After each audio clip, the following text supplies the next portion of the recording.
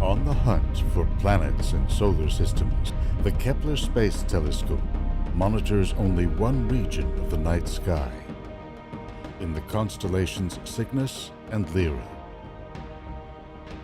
Within this small area, the mission has already made an astounding number of detections, a total of nearly 5,000 candidates and confirmed planets. If the data shows anything, it's that our solar system, with its stable, nearly circular orbits, is a rare case. Most Sun-like stars are instead ringed with hot Jupiters and super-Earths that crowd their parent stars, leaving no room for planets like ours. The old theories about planetary formation are giving way to a new model, defined by fierce gravitational battles and titanic collisions. Scientists ask, what violent events shaped our solar system? And how did Earth manage to survive? What does the search for alien worlds tell us about the improbable rise of planet Earth?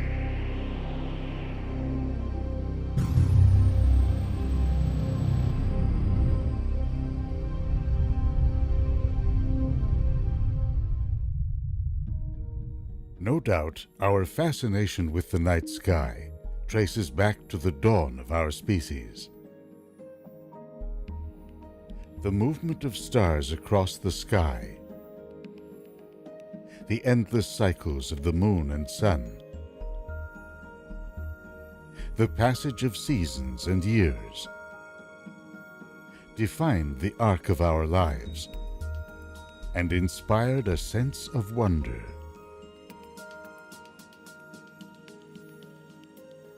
Inevitably, we began to search for principles to explain our observations and our own place within the universe. The first known astronomers lived in ancient Sumer in present-day Iraq about 4,000 years ago. They identified planets with gods and recorded their positions from season to season. In doing so, they were the first to divide a circle into 360 degrees and an hour into 60 minutes. The Babylonians took astronomy to a whole new level, using mathematics to track star positions. They identified constellations and developed precise calendars to predict the seasons. All the major ancient civilizations developed calendars, from Babylonians to the Chinese and Egyptians. But understanding seasonal cycles did not explain how it all fit together, or how we fit within the great firmament. Greek astronomers were the first to see the stars and planets as part of an ordered universe, a cosmos with Earth and humans at its center. The great philosopher Aristotle imagined a system of 55 concentric crystalline spheres that held the celestial objects. Each sphere would rotate independent of the others, with a unique velocity and direction. This idealized structure not only provided order to the universe, it defined the relationship between humans and the gods, who occupied the pristine outer spheres. The mathematician Pythagoras saw a fascinating pattern in the movements of planets. They embodied a series of mathematical ratios. Venus orbits 3 times for every one of Mars. Jupiter 5 times for Saturn's 2.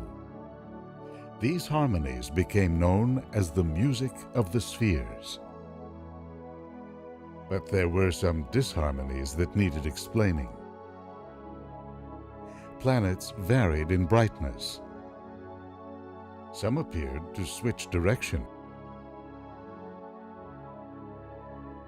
Still assuming that all revolves around Earth, the astronomer Claudius Ptolemy explained these puzzling patterns with an elaborate model of orbits within orbits. As Mars cycles through, it appears to go left from our point of view, then right. One astronomer, Aristarchus of Samos, saw the flaw in this model. He realized that Earth actually revolved around the Sun.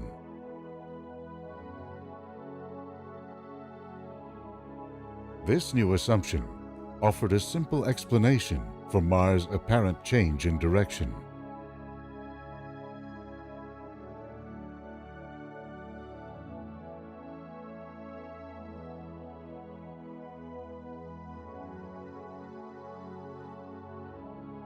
Aristarchus faded into history, his ideas shot down by the well-respected Hipparchus, who felt obliged to defend the geocentric point of view.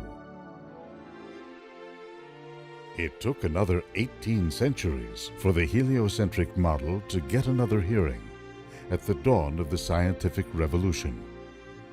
By reintroducing it, the Polish scientist Nicholas Copernicus revitalized the push for a scientific explanation of planetary motions. Finally, in the 17th century, the laws of planetary motion were cemented by Johannes Kepler in his book Astronomia Nova. He published the book in 1609, the same year Galileo pioneered use of the telescope.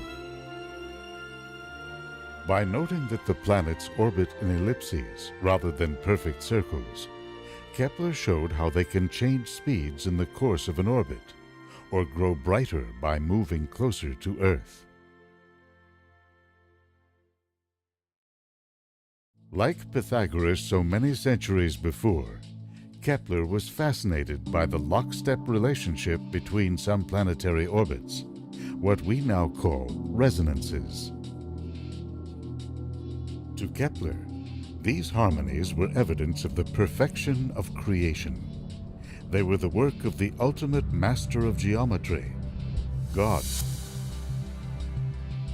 Astronomers today, with their telescopes and algorithms, see these orbital patterns as a window into the early days of our solar system.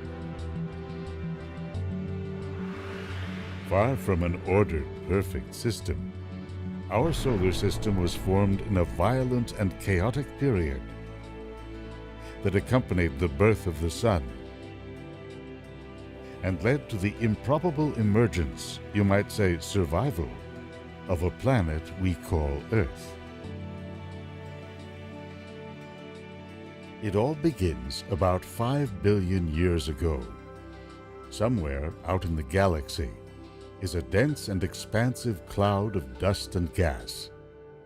At just above absolute zero in temperature, it's cold enough for molecules to form. The dense region within this cloud begins to slowly collapse in on itself. A slight spinning motion in the cloud causes the gas to flow in along a disk. As it reaches the center, the gas releases energy in the form of heat, forming a protostar with temperatures rising to several thousand degrees.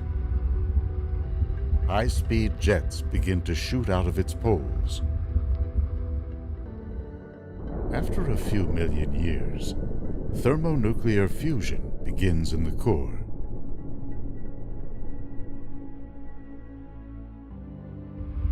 In the T-Tauri phase, the star has vigorous surface activity.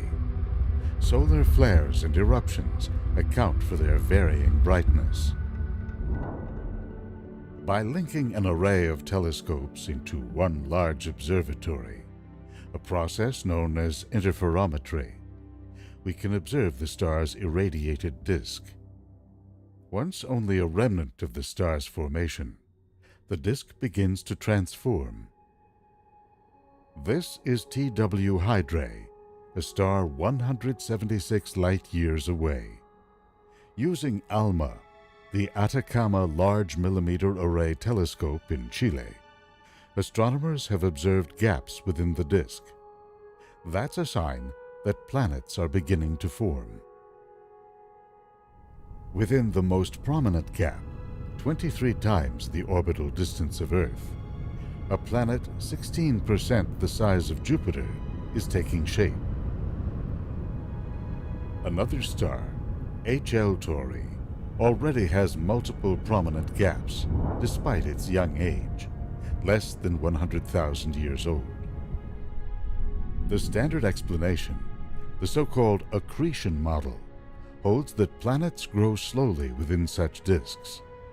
Tiny particles of dust, some only a few molecules across, are pulled together by weak electrical attraction.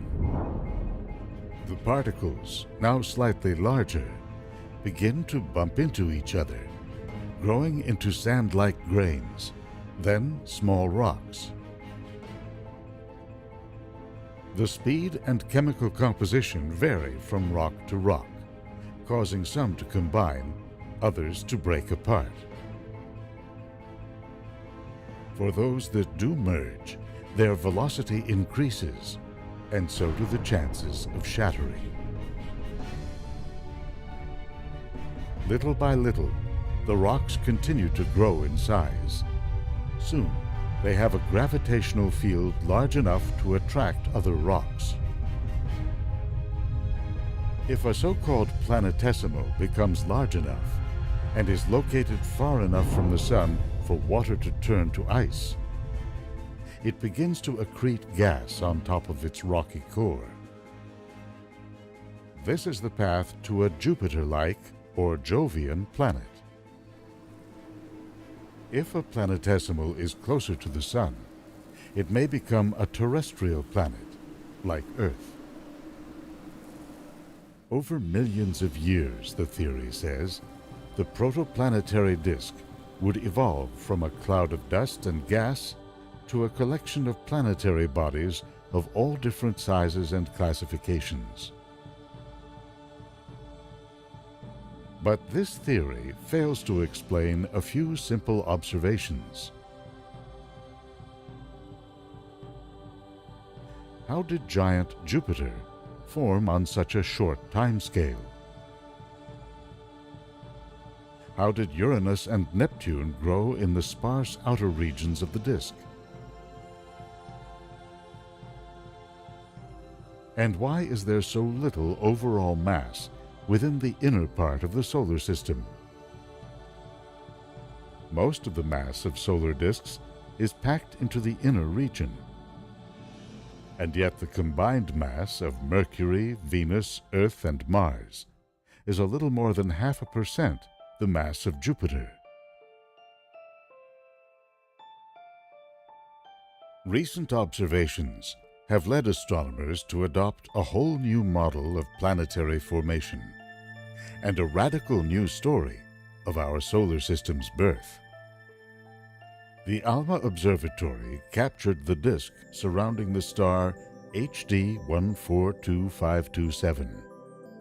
Astronomers looked closely at the differences in density from one end of the disk to the other. They concluded that as the disk spun around, spiral arms formed, like those that spin around a galaxy. These density waves have the effect of pushing some pockets of dust and gas out to the periphery. Out there, lower temperatures allow these clouds to rapidly condense to form a Jovian planet.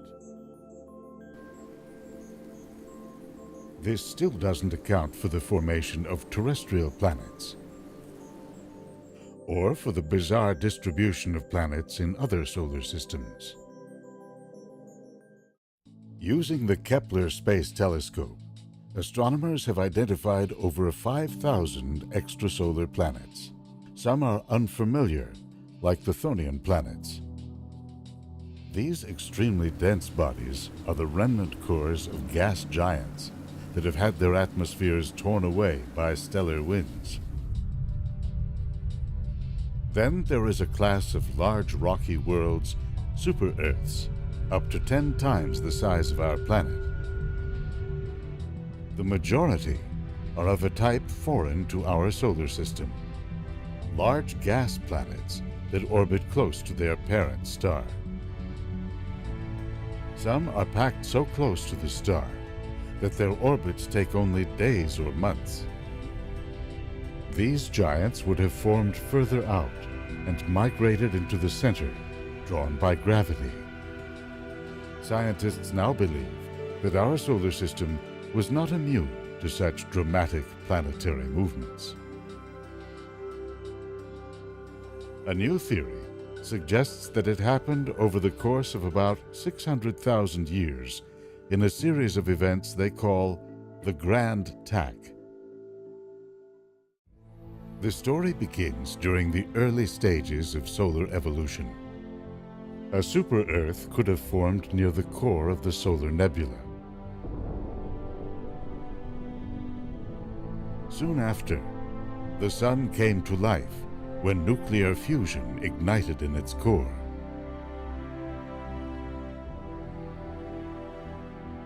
Jupiter then formed at around 3.5 times the distance of Earth to the Sun, or just outside the asteroid belt today. Interactions with the solar disk would have caused the planet to lose angular momentum and to move inward to about the position of Mars. That threw the entire solar system out of balance.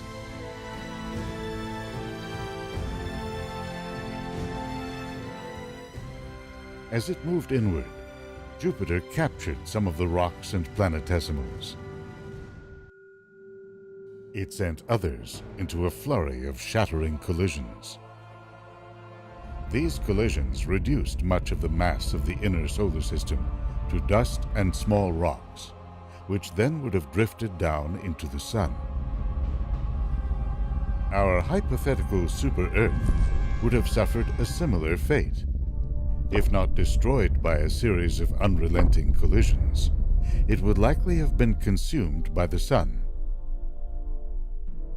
Between the chaotic collisions and the destruction of the super-Earth, the inner solar system was left relatively free of rocks and gas. Then, something happened to Jupiter. It now began to move back toward the outer solar system. It was propelled by a type of gravitational interaction known as a mean motion resonance. When Saturn formed, it fell into an orbit with a ratio of 2 to 3 with Jupiter. The two planets tugged on each other and over time dragged each other farther and farther from the Sun.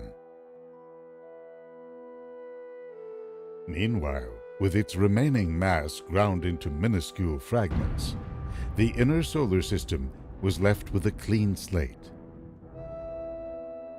Terrestrial planet formation would begin again. The result, a whole new collection of small terrestrial planets. Mercury, Venus, Earth, and Mars. The power of the Grand Tack theory goes beyond the formation of these small rocky planets. In the standard understanding of solar system formation, terrestrial planets form early on. They not only grow large, but attract an excess of hydrogen, helium, carbon dioxide, methane, and other volatile compounds. These first-generation planets have highly dense atmospheres that are 1,000 times thicker than ours.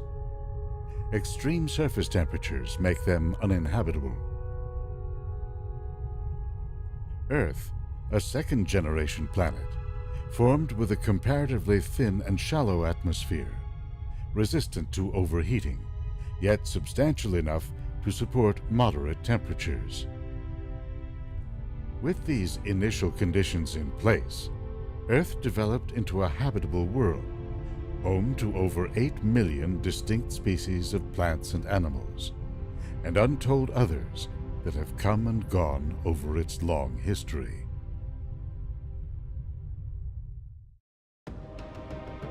Pythagoras imagined that the workings of the universe could be described by a series of precise mathematical and physical functions.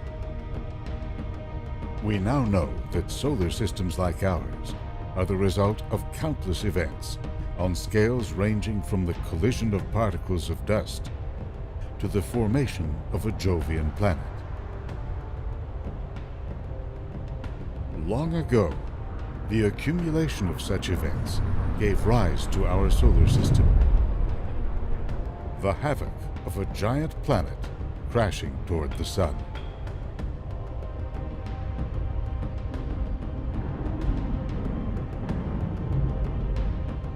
The depletion of mass in the inner solar system. The formation of new generation terrestrial planets, including our own. As we scan the galaxy now for evidence of other worlds, we ask, is the story of Earth a common one, or is it wholly unique? For all we are learning about the universe, astronomy today is defined by ever deeper layers of unanswered questions. We forge onwards to decode the formulas and calculations of an evolving cosmos.